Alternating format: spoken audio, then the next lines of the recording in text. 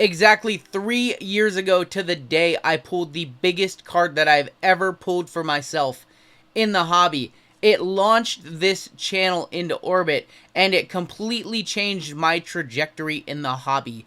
Today, we are going to talk about the full Zion 1-of-1 story, and then we're going to rip a 2019-2020 Prizm Draft Mega Box, because I've heard there's a Ja Morant Black 1-of-1 still floating around out there, and Zion needs a buddy.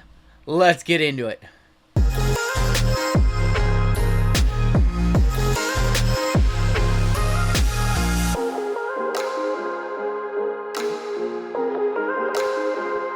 What's going on, YouTube? It is my 3-year anniversary here on YouTube today.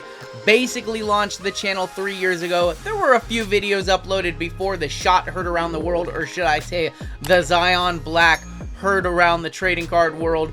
But that was the video that put this channel on the map in November 9th, 2019.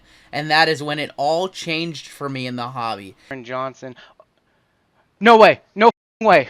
If you're new here, go ahead and hit that subscribe button. If you're not new here, you may have heard parts of this story before, but there are going to be a few pieces that you have not heard, because before we get into this box, we are going to tell the full Zion 1-of-1 story. There are 3 videos available on this channel. The very first video, of course, is me pulling the card November 9th, 2019. Before the pandemic, before cards hit a fever pitch in 2020, this little number happened, and I was sitting here on a Saturday night with 6 Prizm Draft Mega Boxes that I had purchased the day before. I actually had taken the day off of work on a Friday, which was very uncommon for me, to sell an old camera that I had to somebody on OfferUp. So I was about 50 miles away from home. I sold this camera that I was no longer using, and then I popped over to a Target that that I had never been to. I had literally never been to this Target. It was in Issaquah, Washington. And when I walked in, the Excel boxes were sitting open in the card section. If you don't know, Excel is the company that services Target, that stocks the shelves for Target. And I asked a manager, I was like, hey, can I look through these boxes? Am I allowed to look through these boxes? I'm looking for some trading card products. And she was like, yeah, sure, I don't care. So I bought 6 of these Prizm Draft Mega Boxes. I also bought some Hoops boxes and also some Pokemon, I believe, Hidden Treasures. And they sat on my floor in my office for over a day. And little did I know that this little card was sitting there. So the very next day, I'm recording some videos for YouTube. It's about 10:45 at night. And I think I'm on my 4th or 5th Mega Box. I want to say I was on my 4th or 5th Mega Box. Final pack. You guys know the story. You've seen the video. If you have not seen any of the 3 videos, links will be in the description below. Final pack has an auto. The auto's the Zion. Has the 1-of-1 on the back. I see this. I freak out. I'm like, no way. No effing way. You guys know it. You guys know it. So, yeah, we pull the Zion 1-of-1, and then what? I immediately recognize this is the product hit. I pulled it from a $40 Mega Box that I purchased from a Target, and it was crazy because this is literally the best card that you can get from this product, from hobby boxes, from the entire the product run. They put the best card. And so why is it the best card? Because it's the true Prizm Black, and it's card number 1 in the set. All the players have 2 autographs, and this is card number 1. This was the most desirable card at the time. So I hit it.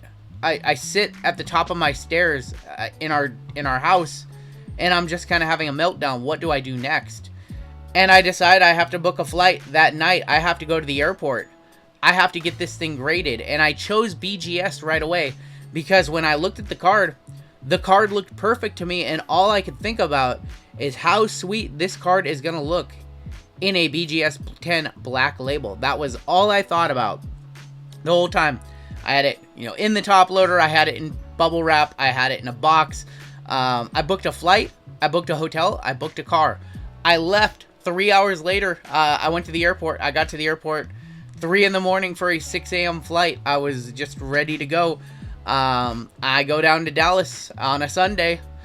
they're closed, so I have to wait. Monday morning, I'm waiting at waiting at BGS for them to open, talking with another collector who had flown in from like Sweden with some Magic cards that had been signed, some like 1993, you know, Alpha Beta Magic cards that had been signed, Black Lotuses that had been signed by the artist. And the doors open, I drop off my card, I come back 3 hours later, and I see it is a 9. And the centering is 9.5, the edges are 9.5, the surface is 9.5. And the corners are 8.5, and I immediately hand it back, and I say, I want a second evaluation. So I pay another $100 to get it graded, and that's when I meet with one of their head graders, and he said, yeah, the corners on the back, right here, here, and here, here, and here, he said, those 3 corners on the back just have ever so slight wear. He said, I don't think you did anything to the card. I think it just came like that, but that is why it has 8.5. And that's why we can't bump it to a 9.5, because a card can only be 1% or 1 point higher than the lowest card, or lowest subgrade. So I'm a little heartbroken. I'm happy it's a 9, right? So I fielded some offers, right? It's the best Zion at the time. Prizm NBA Hobby is coming out. And I know that there's going to be a black 101 Zion auto in that, and that's going to have him in his pro uniform. So I know that even though this is the best Zion card at the time, it's not going to be once the NBA products start to come out. I fielded some offers, I turned down some offers, and then I just decided, you know what, hey, I'm just going to keep the card. It's, you know, my YouTube channel is starting to do pretty well. It's a good little memento. And then the pandemic happens, and the pandemic gets very, very serious. So, you know, there starts rumors of lockdowns and shutdowns and potentially areas being, you know, I don't know. The whole thing's insane. March 2020. NBA shuts down. And I'm like, I have this card that's worth a lot of money. I would feel much more comfortable with the uncertainty of what's happening with the pandemic. I would feel much more comfortable with the money. So there's a local buyer. I sell it locally for $8,500. And I like the money, you know. I like the money in the bank. I like the security. Things start to, you know, pandemic 3 or 4 months later. Hey, it's not going to be as bad. You know, it's going to be bad. It's not going to be as bad as they seemed. We're not all walking around in hazmat suits, right? We're just wearing masks. And then the regret starts to come in, you know. I'm like, damn, I really want that card. I really want that card back. And you know, I hear rumors of, hey, I saw your card, but I never had any concrete evidence who had it. Let's fast forward to September 2021. And I get a message from somebody on Instagram who says, hey, I have your card. There's people who have told me that you'd be interested in potentially buying it back. We start talking. I think his numbers are outrageous. Far more than I sold it for. I can't do that, right? I can't buy the card back for more than I sold it for, right? Like, that's just a bad business move. And it weighs on me, and his number comes down a little bit, and it comes down a little more. And finally, we settle on a number, and we settle on a time. He's from California. I'm from Washington. But hey, we can meet up in Vegas, and that's perfect because I think we all know a certain D-Gen from Vegas. So I did a video last year of my time in Vegas. And funny enough, I actually wasn't feeling very well. I kind of had some health issue stuff going on last fall. And I'm better now. But I was definitely dealing with some stuff. And you know, I had to have the card back. I had to book a win for myself around that time because I was feeling pretty bad.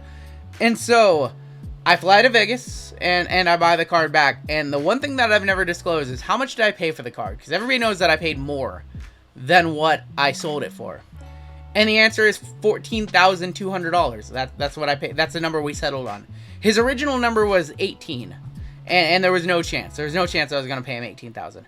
Now, the lineage of the card. Let's talk about that really quick. So the lineage of the card. I pulled the card. I sold it to somebody locally.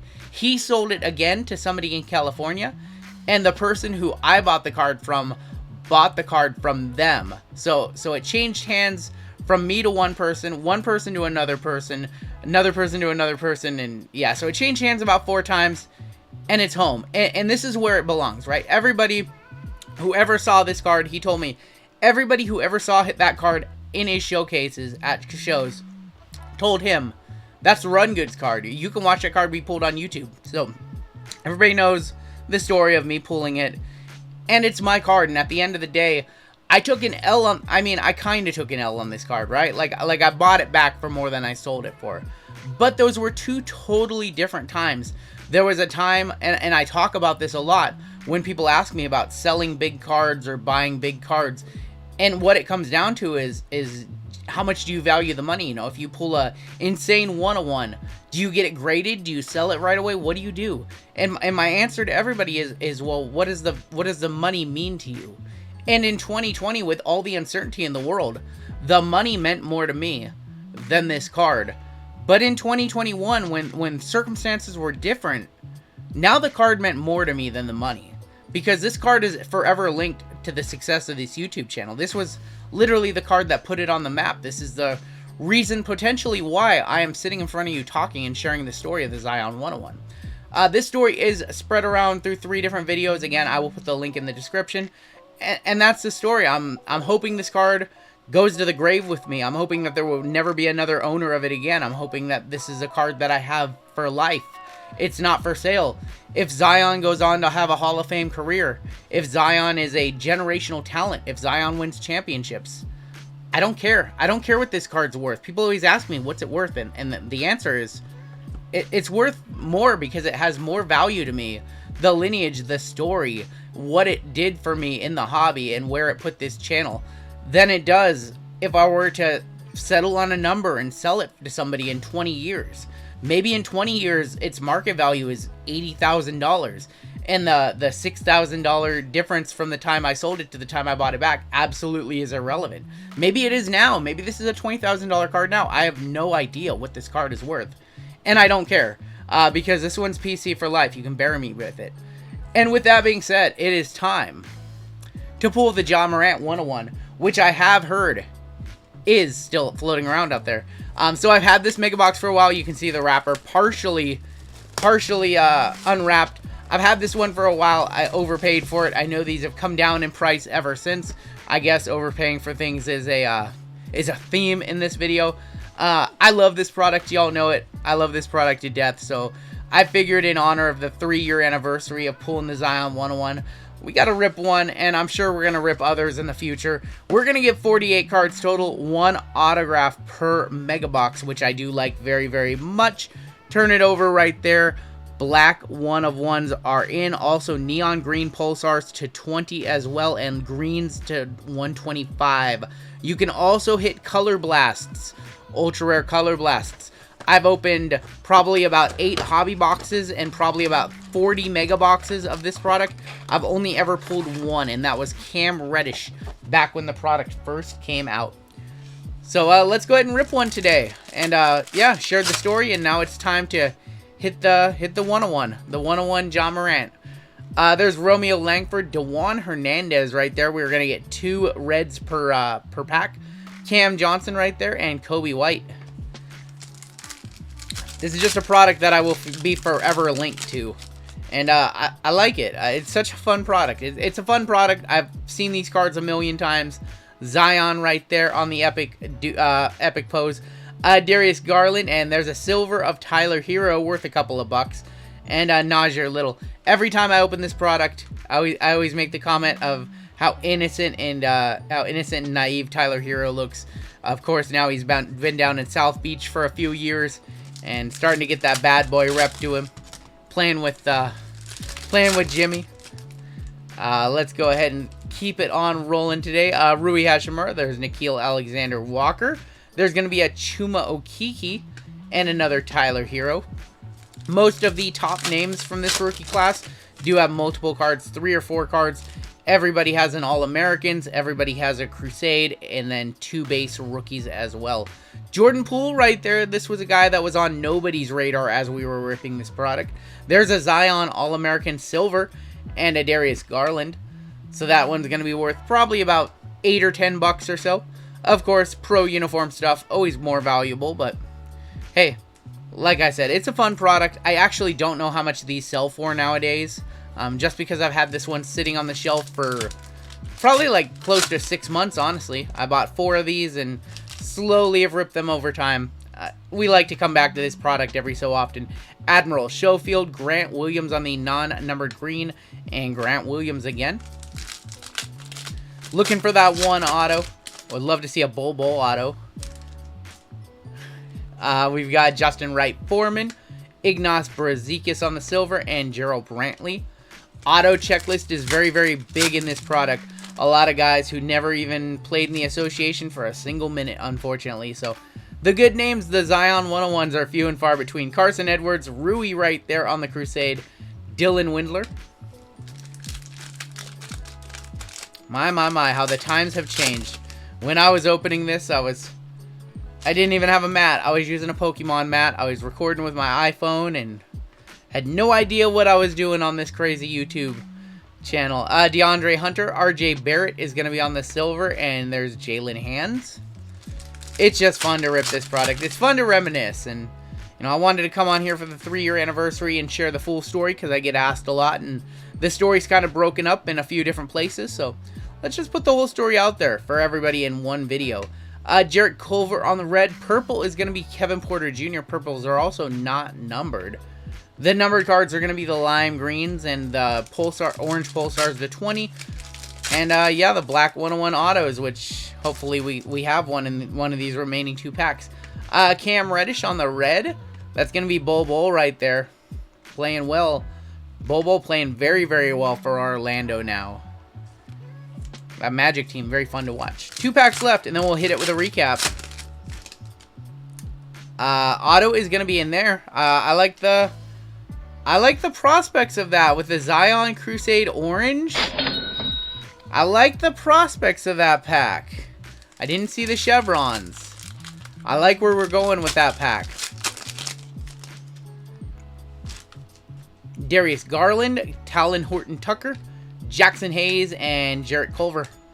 Alright, I like where we're going with this pack. On the back, we have Ty Jerome, who is in the Zion 101 pack. We have Zion on the Crusade.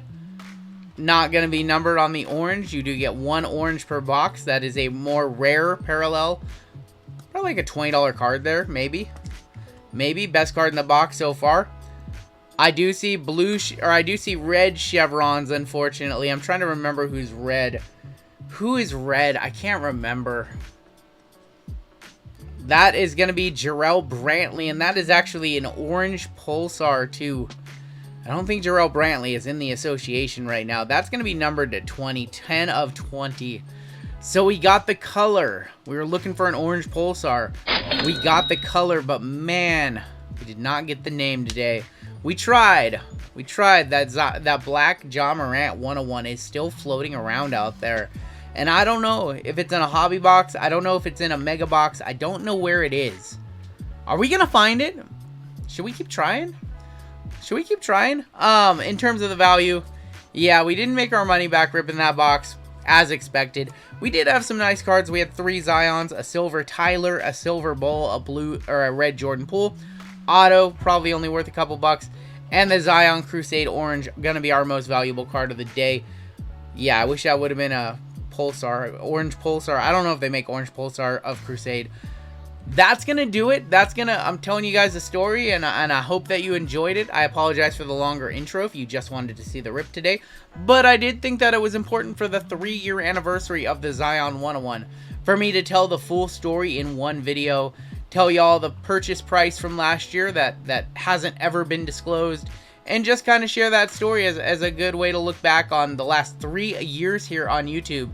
I'm really excited for year 4. I'm really excited for year 5 and seeing where this thing goes. I'm going to do my best to continue to bring you guys the best content that I possibly can on YouTube. I just want to say thank you. We're up over 30,000 subscribers, live streaming 2 times a week, although we are off for the next couple of weeks as we get settled into our new place. But yeah, I just want to, express my gratitude, express my thanks, and tell the full story today on the 3-year anniversary of how this channel got started. That is going to do it for me. Take care, stay safe, and we'll keep searching for that Zion 101, or we'll keep searching for that Ja 101 to pair with that Zion 101. Take care.